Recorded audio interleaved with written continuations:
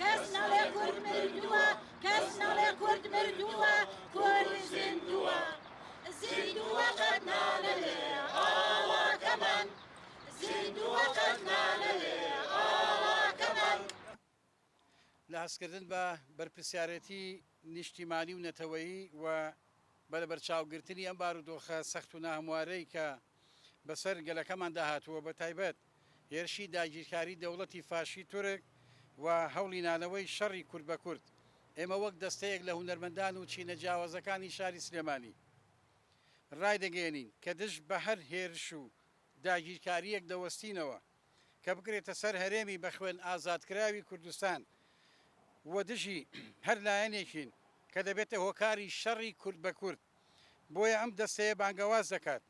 بۆ ڕێپێوانێکی سەرتاسەری لە هەرێمی کوردستان ڕۆژی پێنجشەممە هەفتەی 6 2021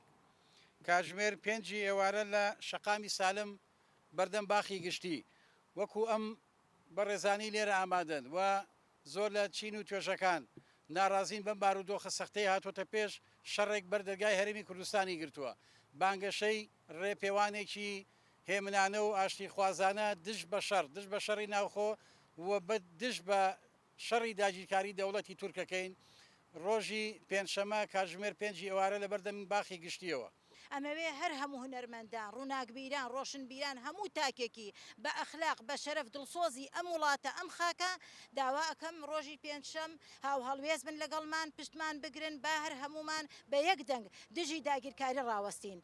ئەم داگیرکاریە بۆ من نییە بە تەنیا بۆ تۆ نییە بۆ هەموو کووردە بۆ هەموو تاکێکە بۆ بەزایەدانی خوێنی شەیدان و شۆڕشەیەک لە دوایەکەکانی کوردستانە.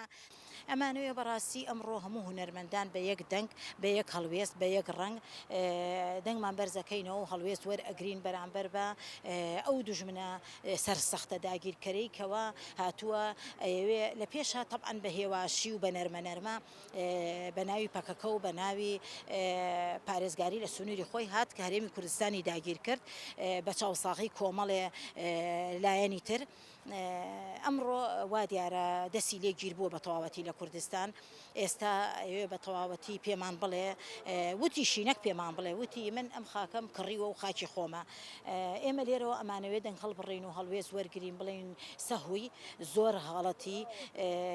ناتوانانی کوردستان بکڕێت چونکە کوردستان مڵکی باوکی حزبێک نییە مڵکی باوکی لایەنێک نییە کوردستانی خەڵکی دایک و کەسوکاری شەیدانە کوردستانی خەڵکی کوردە لە وڵاتە ئەژیا خەڵکی کوردستان خاوەنی کوردستانە خاکەکە خاکی ئێمەیە خاکی ئێمەی ماندوو ئێمەی ڕەنجخورا و ئێمەی خاوەن شەهید خاوەنی ئەوەین لەبەرەوە خاکی کوردستان کڕین و فرۆشتنی پێوە ناکرێ سەهوی کرد سەری دای لەبەرد لێرەوە هاوارەکەین ئەڵێن تکایە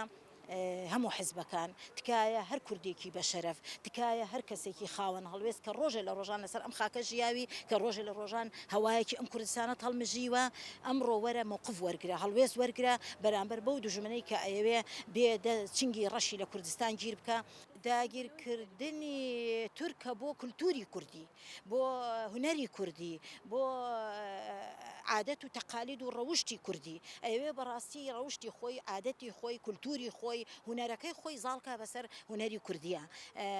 ئەمە طبعاً یەکێکە ئەمە لایەنێکی ترە لە داگیرکاریەکان داگیرکاری سیاسی داگیرکاری ئابووری داگیرکاری لایەنی ئابووری نیوەی کاڵاکانی سێ بەشی کاڵاکانی کوردستان تورکیا بەمە ئابووریکی زۆر باش لە کوردستان دەسەخات و هەر بەو پارەی ئەشیای تورکی کە ئیفرۆشی ئەیکا ئەداتەوە بە چەک و هەر کوردی پێ ئەکوژێتەوە من لێرە پێتان ئەڵێم 3 ساڵ 4 ساڵە من کاڵای تورکی ناکڕم بایکۆتی ئەشیای تورکم کردووە لەبەر ئەوە تکاتان لێەکەم ئەبێ ئێمە بە هەمومان بەژن بە پیا و بە گەورە بە بچووک تایبەتتر هونەرمەندان ڕۆشنبیران نووسەران ئەگەر ئێمە عقلمان کۆنتترۆل کرا تەواو خاکمان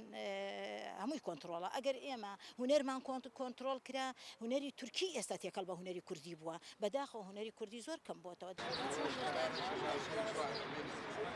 ئەمڕۆ لەگەڵ کۆمەڵێ هونەرمەندانی شاری سلێمانی کۆبوونێتەوە دژی ئەو داگیرکارەی لەشکر کرێ کێشەی تورکی فاشفت کە دێت بۆ فەر وڵاتەکەمان داوا ئەەکەم لە هەموو لایەنەکان لە هەموو ڕۆشنبیران لە هەموو خاوەن قەڵەمێک کە دژی ئەم داگیرکارێ بۆ فتێتەوانێ ئێمە وەکو کۆمەڵی هونەرمەندانی کوردستان بڕیارمان ناوە کە پێنجشەممە لە فەهۆڵەکەی ڕێپێوانێک بپێوین بۆ بەردەم باخی گشتی هیوادارم ژمارەیەکی زۆر لەم خۆپیشاندانەیە لەم ڕێپێوانەیە بەشدار بێ تورکیا هەر بۆ هەر شوێنێک بیوێتی خاصەن باشووری کوردستان یەکەم شت کەلتوری داگیرکردوین بۆی کە هەنێک کەناڵ هەیە بە پەخشکردنی دراماکان ئەوە لە توانای وەزیری ڕۆشنبیریە هەیە کە بە بڕیارێک کە دەری کات کە درامای تورکی نەمێنێت لەبەری ئەو درامای کوردی دەست پێ بکاتەوانێ بە دڵنیاییەوە کەناڵەکان پاڵپشتیانن بۆ ئەوەی کە زیاتر بێن کولتوری کوردی لە ناوە بن بە درامەکانە عنی خەڵکێکی زۆر پەیوەستیانە بێت هونەرمەندی کورد ئینشاڵڵا قەت فار نابێتەوە ئەوەی هەفتێکی نەتەوایەتی و کوردی تیابێ پێویستە هەر کەس لە شوێنی خۆیەوە برەو بە ئیشەکەی بدە